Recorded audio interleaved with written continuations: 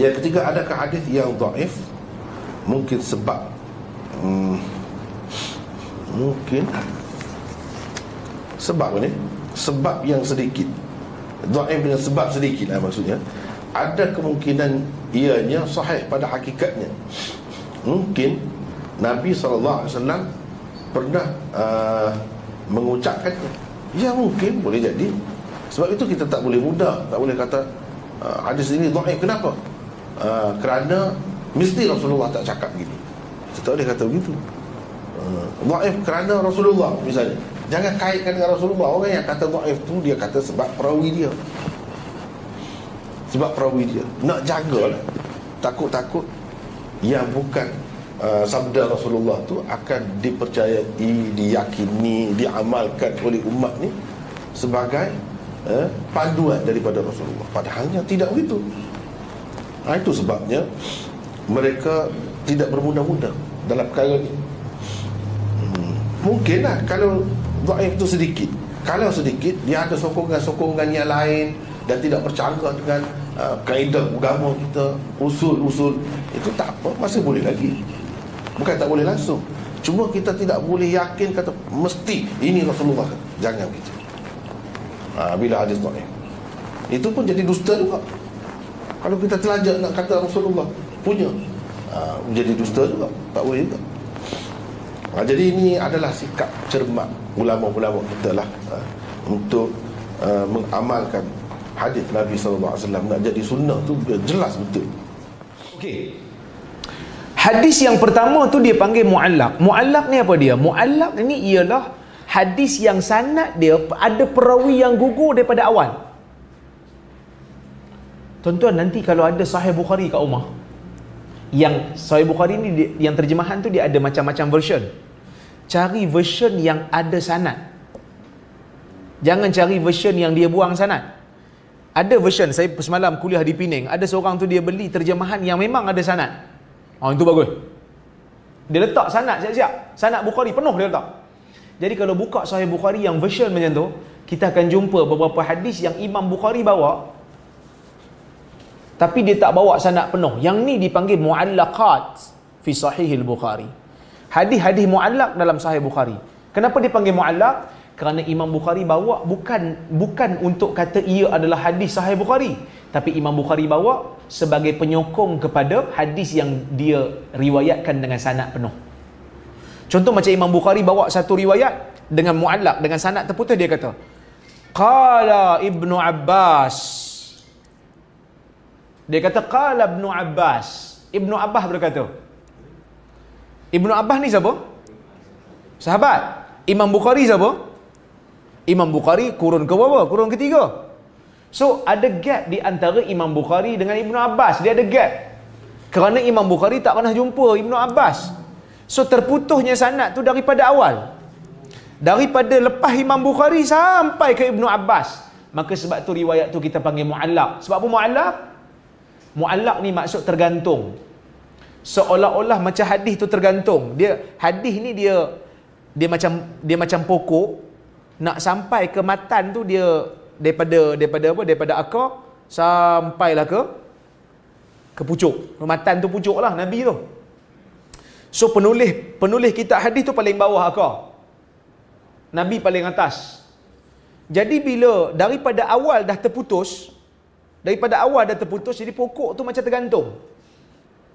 Kerana tidak ada pemegang. Sebab tu dipanggil mu'allaq, tergantung.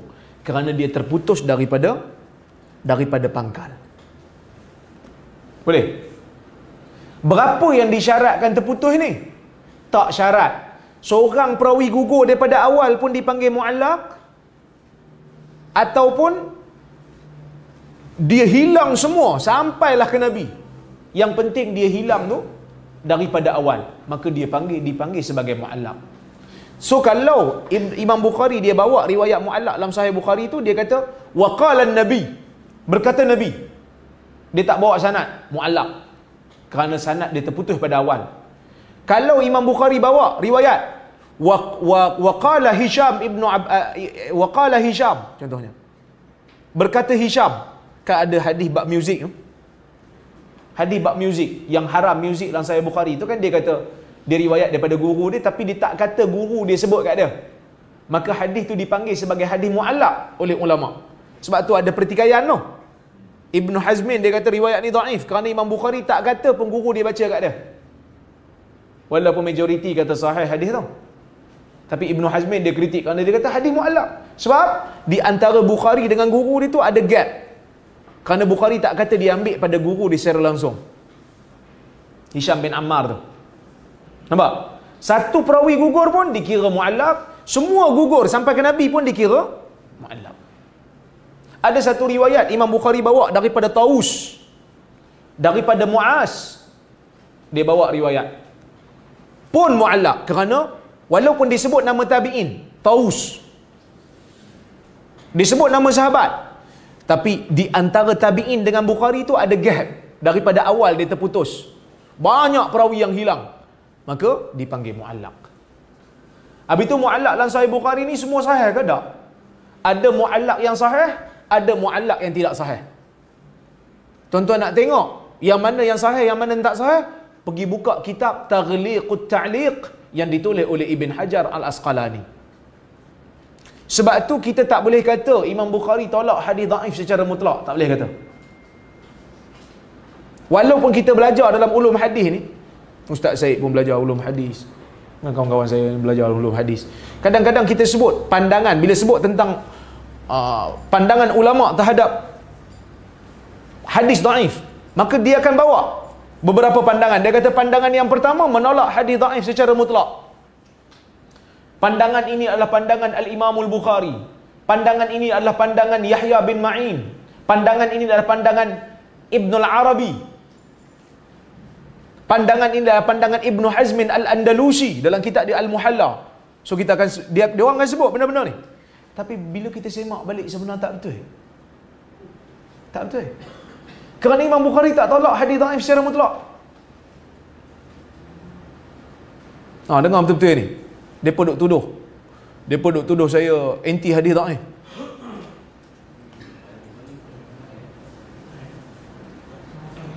Sahih Bukhari sahih. Dia sekarang ni kita bincang Imam Bukhari pakai ke tak hadis dhaif? Bukhari itu sendiri dia tolak hadis dhaif secara mutlak ke tak?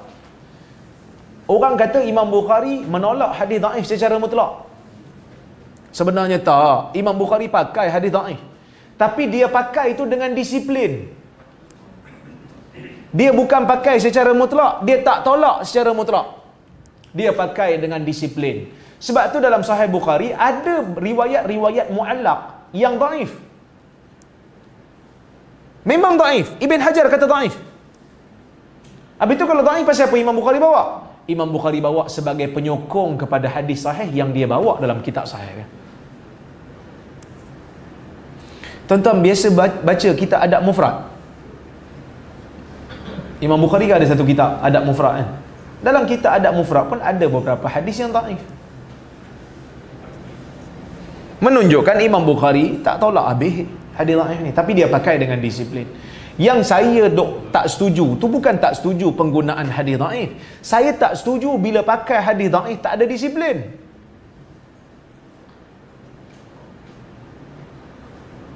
Nampak? Dia ada beza tu. Bukan kita tolak hadis dhaif secara mutlak, tapi kita tak setuju orang pakai hadis dhaif tak ada disiplin, main pakai. Tak apa hadis dhaif ulama pakai, boleh beramal, tak boleh berhujah. Tak, kita nak pakai hadis dhaif kena ikut disiplin ulama. Yang dikatakan Ibnul Arabi tak pakai hadis dhaif secara mutlak, pergi tengok kitab Aridatul Ahwazi yang ditulis oleh Ibnul Arabi, ada beberapa hadis dhaif yang dia pakai. Pergi tengok kitab Al-Muhalla Ibnu Hazmin, ada beberapa riwayat yang dhaif yang dia pakai.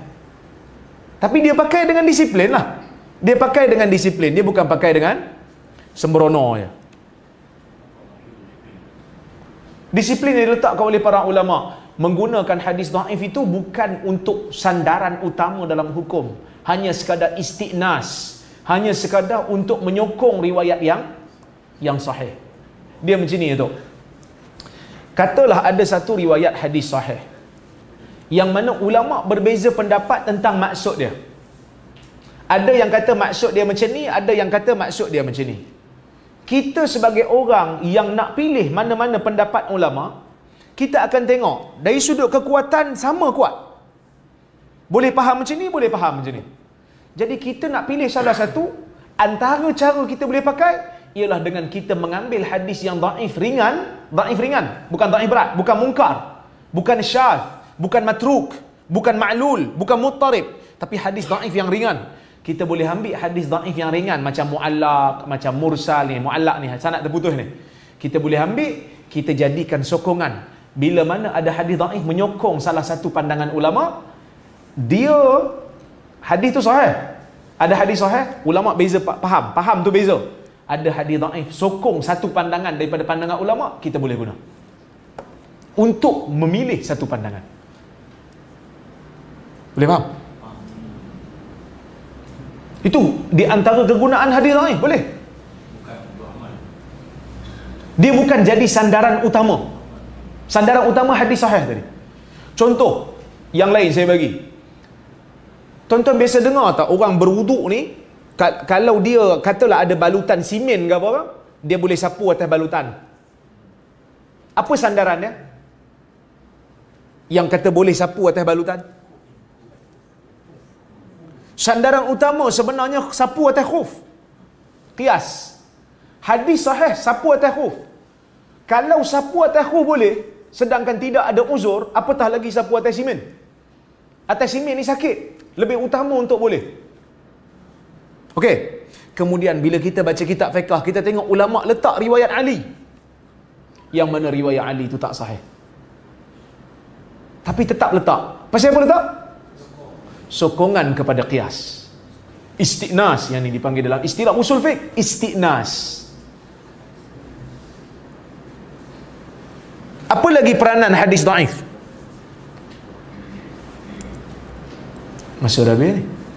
Sikit je. Ada lagi peranan hadis dhaif. Apa lagi peranan hadis dhaif?